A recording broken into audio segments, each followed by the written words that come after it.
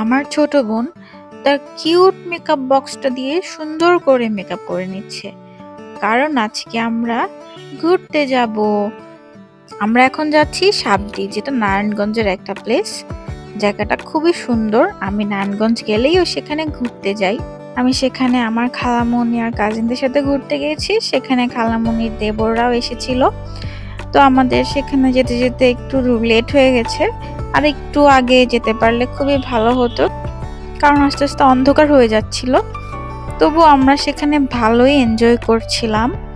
আমরা সবাই এখানে ফটোশুট করছিলাম, ভিডিও করছিলাম, আড্ডা দিচ্ছিলাম। খালামণি এতগুলো চিপস নিয়ে আসছিল, সবাই মিলে চিপস খাচ্ছিলাম।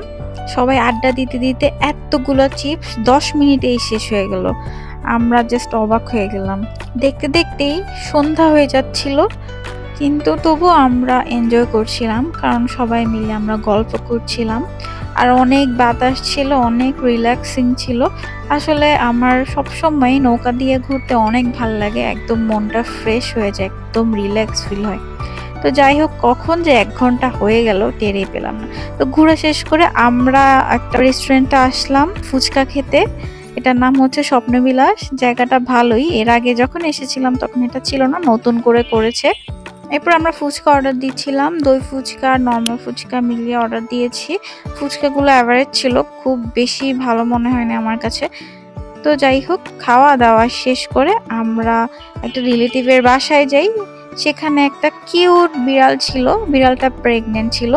এরপরেও বাচ্চারা এভাবে চাপাচাপি করছিল বিড়ালটার সাথে। যাই হোক, যেহেতু অনেক কিউট ছিল, সো আমরা আদর করছিলাম সবাই। এরপর আমরা খাওয়া দাওয়া করে বাসার উদ্দেশ্যে রওনা দিলাম। আজকের জন্য এতটুকুই। আল্লাহ হাফেজ।